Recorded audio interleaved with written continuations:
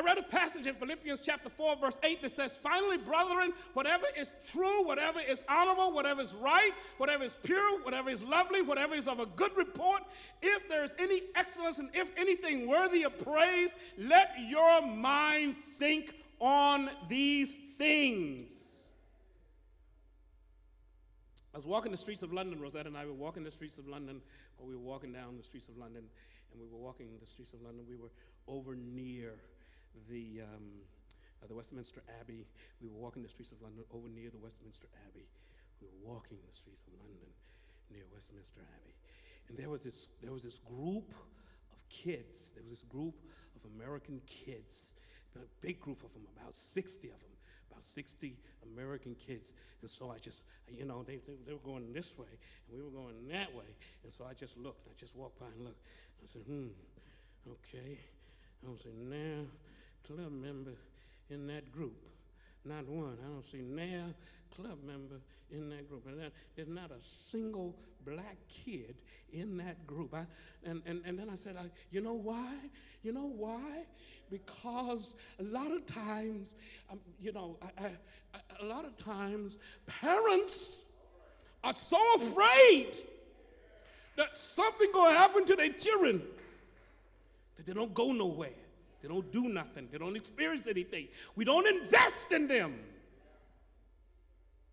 And so our kids grow up thinking that the world revolves around their Instagram page.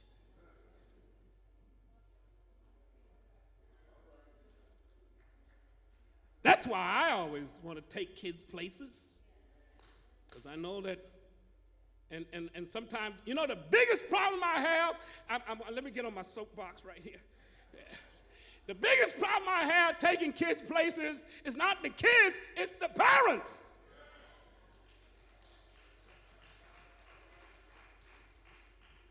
Got to think differently about the world. So,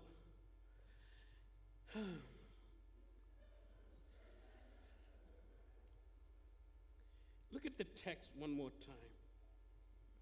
It says, and I want you to get this, because I can go a little longer because I have a little more time. My flight is at 2:45.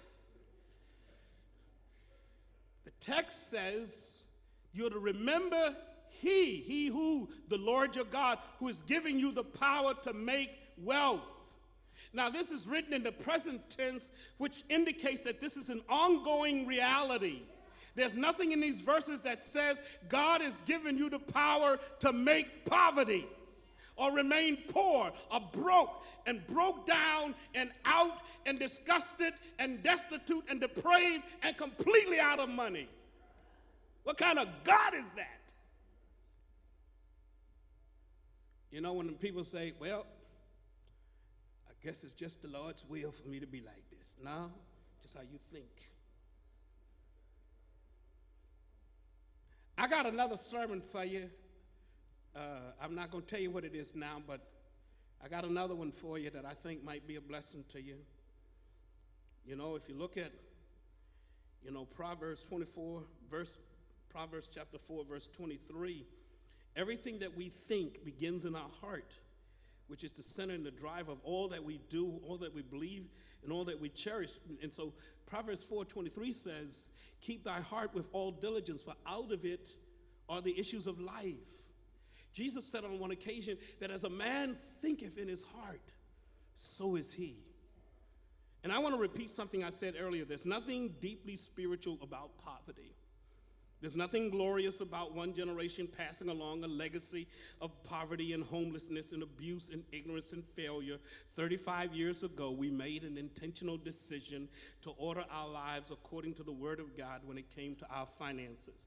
In order to get to this point, I had to think completely different about money, about wealth, about saving, about investing, about time, about my life, about my family, about everything. I had to change my attitude and begin living according to the Word of God.